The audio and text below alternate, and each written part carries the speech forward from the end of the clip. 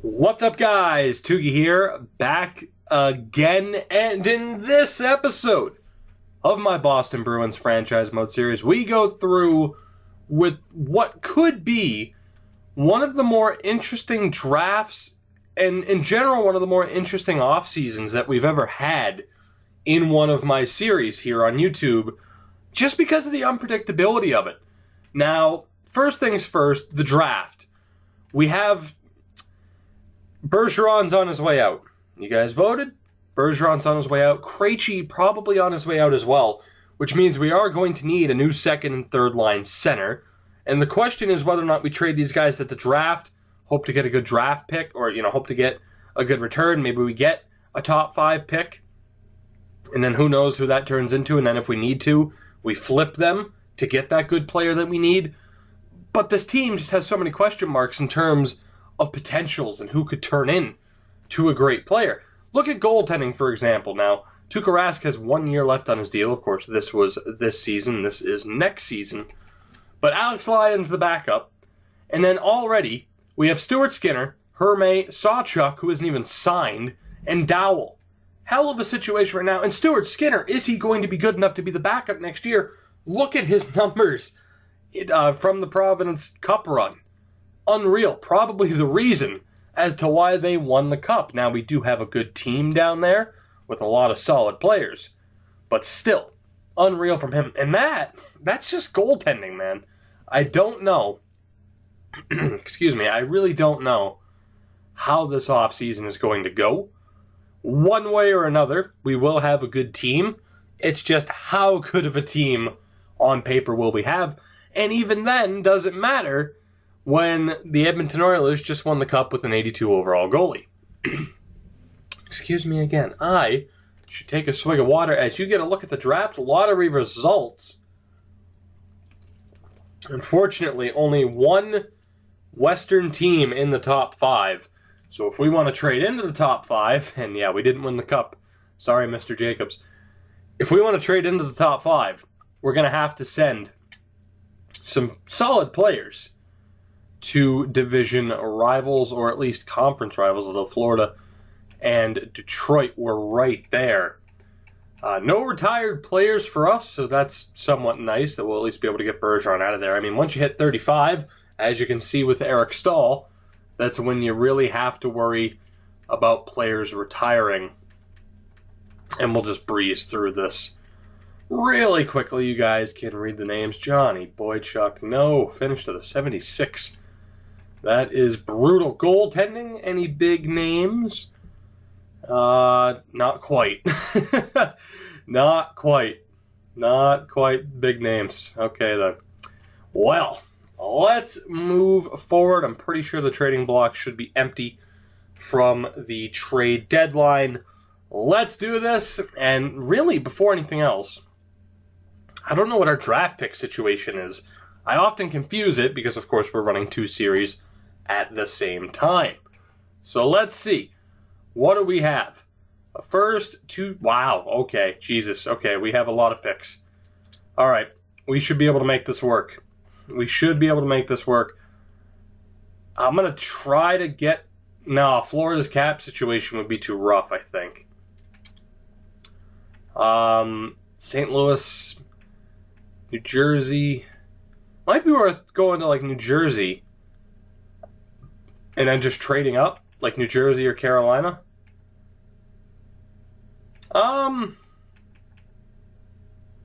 Detroit. All right. I don't know why I'm picking New Jersey, but let's take. I made a good choice because they don't have that much cap. They'll easily be able to take on Bergeron, and I'm going to tack Krejci on here too. They'll be able to take those salaries, and we should be able to make this work. Now, will this go through straight up? Well, first of all, we got to tack somebody on. Okay, never mind. Oh, anybody with 1 year left. Zalewski, Kyle Quincy. Here, well, you know what? We'll take Kyle Quincy from you just to make you happy. Now, those bars are very uneven, but I'm going to guess this English. I'm going to guess this doesn't go through because they don't want to trade the pick. I was correct. Okay, so we are going to have to give up a little bit here to make this work. I'm willing to give them Grumet Morris because he is never going to make this team. I'm willing to give them Fowler as well because I doubt he makes the team either. Will that go through? Krejci, Bergeron, 2 prospects for the 4th overall pick in Kyle Quincy?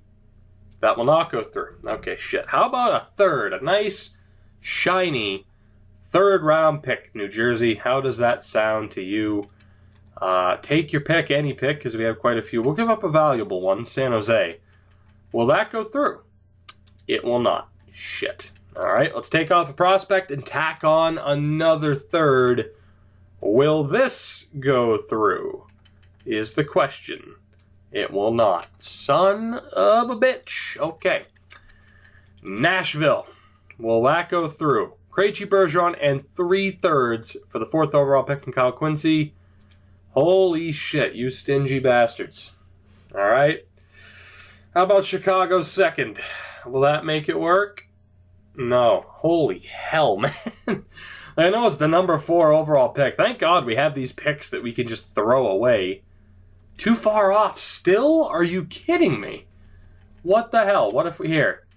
Will this go through? Please? Sweeten it just a touch. Oh, you. They don't even have Lou Lamoriello anymore, but the GM certainly acts like him. Will that go through? Oh my God. Can I even get this to go through? I don't want to give up 2 seconds. What about my 2 most valuable 3rds? Calgary. Will that go through? That's a lot to give up. And I know what you're saying. I could. And that's what's tough about this. I can take the risk and try to get a really good player here, or I could potentially try to trade outright for like a center right now. And that's the thing. I got that choice. Pick or player. And we're going to go with picks, and it's risky, but it might pay off. Who knows? Maybe we end up, getting that number 1 overall pick, and we draft somebody who's really good. And even if he doesn't fit what we need, we can trade him for an elite player. That's my thought. Let's hope. Will this even go through? Hey, and it did. All right. So we have the number 4 overall pick. Krejci and Bergeron are off to New Jersey. Let's go talk to the Florida Panthers. I want that 1st overall pick. And I might even try to trade up again just because of the ridiculous amount of picks that we have. Now, how about a 1st and a 4th for that pick? Will that go through? No, it won't. I didn't even read that feedback. What if I throw on a 5th there too? Will that go through? No. Quite close to fair value, though. If I can get rid of some of these lower picks, that would be sweet. How about that? Will that go through? The 4th, a 4th, a 5th, and 2 6ths. So we get rid of some of those weaker picks and we trade up in the process? That works. We have the number 1 overall pick. Now, can we get, and this might be overkill, can we get that number 2 overall pick from the St. Louis Blues? I don't know if we can, but because of the draft picks we have, we're going to try. Of course, we have Chicago's 1st. That might be, we're going to have to give up quite a bit here. A 1st and a 2nd? Will that go through? No. But you know what? We're going to try for it. We're going to try for it. It is risky as hell because you really have, if you're going to trade up like this, you really have to hit and get solid players out of it. But we are going to try like hell to make this work. And hopefully we don't have to give up our other 2nd round pick. But yeah, this is going to be expensive, clearly. And that went through. Did we give up too much? That remains to be seen.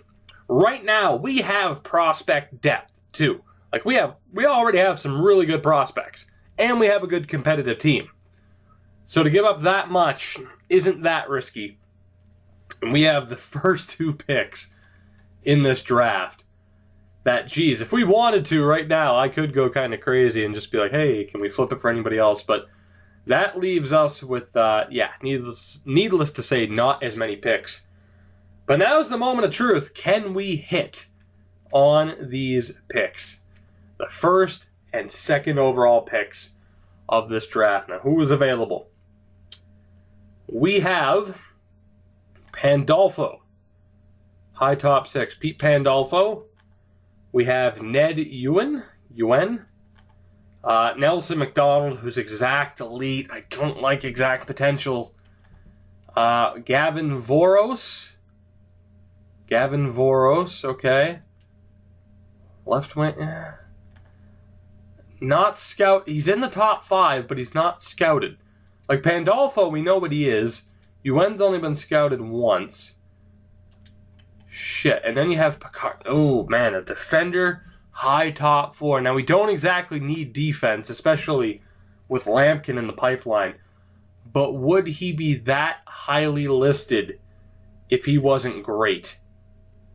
And there's also a goalie inside the top 10. Now, of course, we already have some good goalies. But if he's inside the top 10, he could be elite potential. So could this guy. Arcabello. Who is this? Shane Finger. All right. And then the goalie, Jody Arcabello.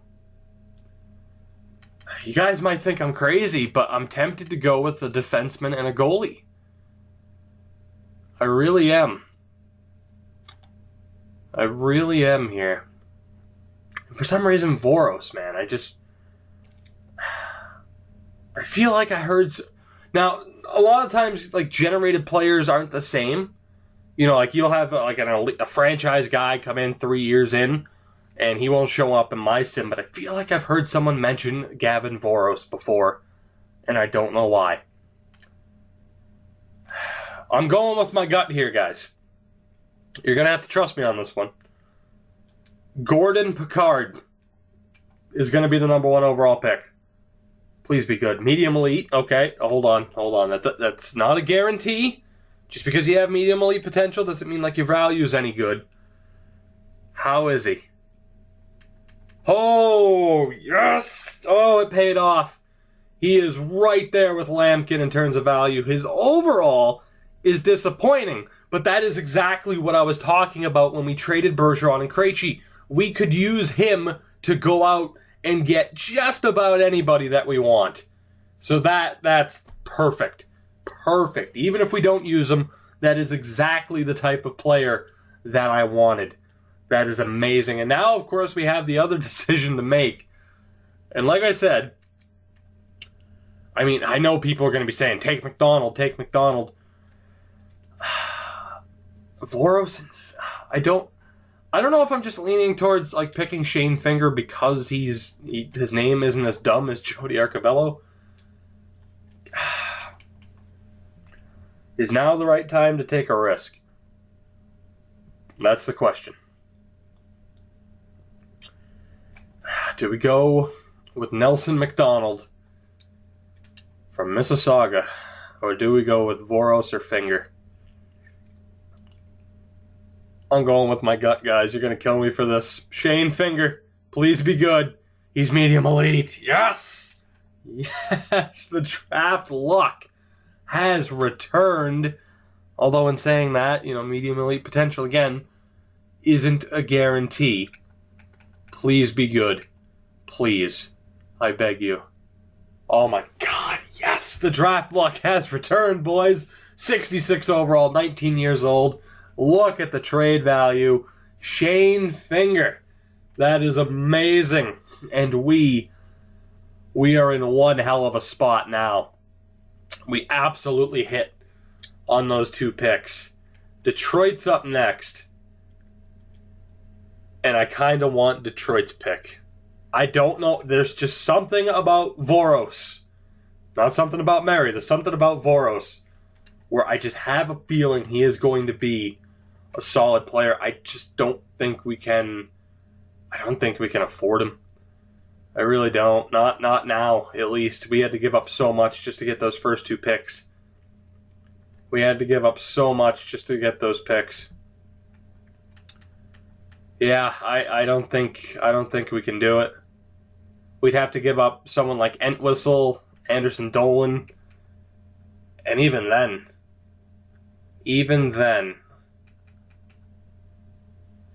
Entwistle, and I'm just going to try to throw something at the wall here. No, you know what? We can't afford him. We can't afford him. We traded up. We have 2 big players, but let's take a look here. Sim pick. Who is Detroit going to take? Voros. See, I knew it. They took Voros even over the guy with the exact potential. How good is Voros for Detroit? Let's look. Let's look. There's nothing I could do. But let's take a look. Where is he? Oh my god. Wow. Jesus, man. Detroit. Holy shit. Larkin, Veleno, and Velarde. Holy shit. Voros. 70 overall at 19. Medium elite potential. Right up there. We couldn't have gone wrong with either the defenseman, the goalie, or Voros. My god. Could you imagine if we got all three of them? We didn't, though. Let's see, though, where McDonald goes. And McDonald goes to Florida. He's medium elite as well, and I do want to take a look at the value. And then we got to breeze through the rest of this draft, because we are already getting into the deep waters here in terms of time. Where? Wow! That is why you don't trust exact potential, boys. Right there. Wow, medium elite, 70 overall at 19 years old. Is that even a half bar? That's not even a half bar. You ever get the feeling like you just dodged a bullet? Because we did. We did. Pandolfo was medium elite as well. I'm not going to keep looking. Arneson, medium elite. Holy shit. This is the draft. It just keeps on giving. Let's sim the next pick, then we'll go back through and look at the rest of the first round. But we dodged a bullet. I had to go with my gut. If there's a defenseman listed that high, and a goalie. And we got lucky on the goalie. I don't even know what the other goalie is, of course. What was his name? Arcabello. There he is. And he's medium elite. All right, you know what? I said I wasn't going to look. I do want to know if I made a mistake in terms of the goalie I picked, although our goalie has tremendous value, Mr. Shane Finger. But let's see here. The Rangers, what did they get? And Arcabello. Whoa, he's a 57. Wow, so he has good value. He has really good value. But he's only a 57 at 18. We made the right choice. Luck is on our side today. And I'm happy for that. There was actually another elite goalie, Westgarth. Holy shit. I'll look him up in a second. Man, this was goalie central. Another one to LA. You know what? I won't even look. Another one to Nashville. Maybe we shouldn't have traded up because Nashville gets an elite goalie. Low elite. T. Hasek. Low elite to Edmonton. Oh my god. So Nashville, Edmonton, LA, and Washington. Wow. Let's take a look at the caps here really quick, and then we will really breeze through those picks. Washington. Let's see. Yeah, Westgarth, medium elite. Wow, look at the goaltending situation they have. Damn. Westgarth, good pick. The only thing now that you can argue is just maybe we shouldn't have traded up that high. Lemieux, not that great. Considering where they found him in the draft, pretty good. But overall, not too bad. OD, Marchessault, not that great, all things considered. And who was the last one? I don't even remember. How did I forget already? Whatever. You guys get the point. Was it worth trading up? Who's to say? But overall, I'm still happy with who we have. Now, here in the second round, we are going to use our timeout. Or one of our timeouts. Because we wasted a lot of time there. Let's take a look. So we have Humphreys that we actually have scouted. Haley, Reich, Kress, Dingle. Do we take Dingle? Stuart Dingle. That's a hell of a name. An enforcer defenseman, Rich McEachran. Weber, Cunning. My god, there's a lot of people. Alright. What do we do here? Do we go... Again, we don't really need defense at this point, especially after that bag. Stephen Reich. Stuart Dingle? Do I take Stuart Dingle? Stuart Dingle! You are the newest Boston Bruin. And he's low top six. So not amazing. That would have been better for him to be medium. But just for the name, that pick was worth it. Stuart Dingle is a Boston Bruin. Attaboy. Ryan Spooner to the Sens. Parise also to the Sens. Holy shit. The Sens are wheeling and dealing. Haley was medium top 4. That definitely would have been a better pick. Weber, medium top 4. Should have gone with the defense, even though we didn't exactly need it. Let's see here. 86th pick of this draft, 3rd to 4th range, and it's looking like the choice is between Neil Ennis, who is a grinder, and Daniel St. Denis. Yeah, because we don't really have anybody else scouted. We have the American Tommy Benson, Petri Niinimäki. The German Morgan Cavanaugh, because that's a hell of a German name, Blake Perry. So I'm thinking it's Daniel St. Denis or it's Benson. Benson's a 6'3", he's like Kevin Hayes, basically. 6'3" center playmaker. Risks have worked out so far. Although, if I take a look, Simon Talbot, we don't need defense, but high top 6, even though he's not projected to go until a little bit later. When is our next... St. Denis or Benson? I'm going with Benson. Please don't make me regret it. Medium top 9, okay. That's not the worst. How good is St. Denis? How good is St. Denis? Nobody's taken him yet. And now we gotta scroll all the way back around. Thanks, Edmonton. They didn't even take him. You bastards. Sim to pick. Wow, St. Denis still hasn't gone. Perry was low top 6. St. Denis, low top 9. Okay. So, let's see. Sim the next user pick. I think we have a pick here in the 4th. We do. Mayers, Spooner, Cook, Braithwaite, Crombie, and Rodney Langenbrunner. I haven't heard that name in a long time. Jamie Langenbrunner. Obviously, that's not actually Jamie Langenbrunner. I'm just saying.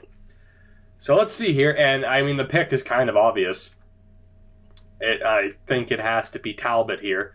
Again, we don't exactly need a defensive help, but Simon Talbot looks to be the best guy still available in the draft. We will take him. He's low top 4. That's not horrendous. And we actually get another pick not too far after that. We can't have too many left. So let's see here. Bottom 6. It's going to be one of these two. Pete Manlow. God, these names are the best. Or Daryl Draper. What are you, both 19? Pete Manlow, a center. I think we got to take Manlow, just because the name... John Law. What the fuck is that? Do I take Stephen John Law? What the fuck? Yeah. We're going to take Manlow just because he's a center, and he might have a bit more potential. He's medium top 9. I want to see where John Law was drafted, personally. Draper was also medium top 9, so we couldn't have gone wrong. Come on, somebody take John Law. Not John Wall, John Law. Will somebody pick him, please? Son of a bitch. Come on. Somebody pick him. Low top 6. Oh, good. He went to Montreal, too, so we're guaranteed to see more of him. Isn't that great? This episode's going to be nearly half an hour. God damn it. I guess that makes up for the... Oh, look, there's a Ramjags thing, too. I'm not taking him. Fuck him. We might actually have to take him. Well, no, we do have... Wow, high bottom 6, but they're projected to go very low in the draft. So, Benoral, Joffrey Benaral, Bryant Emerson, Gene Rowe, or Gary Grant. Gary Grant, alliteration. I'm going to go with Bryant Emerton. Just as a shot in the... Or do I go with Ramjag Singh? Raymond Ramjag Singh. Fuck it. Just for the John Laws, am I right? Low 7th. God damn it. I shouldn't have taken him. I should have taken somebody else. We do at least get one more pick in this draft, so maybe we can make up for it. Let's see. Let's go with Emerton, the sniper. And let's see how good he is. Low top 9's not bad. That, I believe, unless we're frozen. We were frozen, okay. I believe that still, though, is our last pick in this draft. So overall, a pretty damn good draft. And the question is, of course, moving forward into the rest of the offseason, is what happens? Where does this new center come from? And what's the progression of the team going to look like? What's the free agent list look like? And maybe we'll actually no, we can't even look to move forward because, of course, we have the re-sign phase coming up next. I don't know, guys. Hopefully, though, you enjoyed this episode, and I hope that you are looking forward to the next one as much as I am. If you are, of course, make sure to hit that like button and subscribe if you haven't already. And in the next episode, we continue on through this offseason with the Bruins with $30 million to spend and a whole lot of questions. Although, quickly, I'll give you a peek at who needs to be signed. And we have some decent names that actually need to be signed. Some very decent names that need to be signed. This is going to be an interesting offseason. Like I said, I hope you're looking forward to it. I'm out for now, guys. Thank you so much for sticking around for, 26 minutes or so of this. You guys are amazing. I will catch you next time. Peace.